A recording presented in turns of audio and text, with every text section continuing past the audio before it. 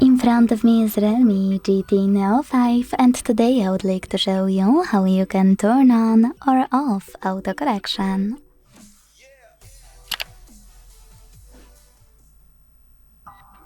Begin by going into Devices Settings and scrolling all the way down to hit System and Update.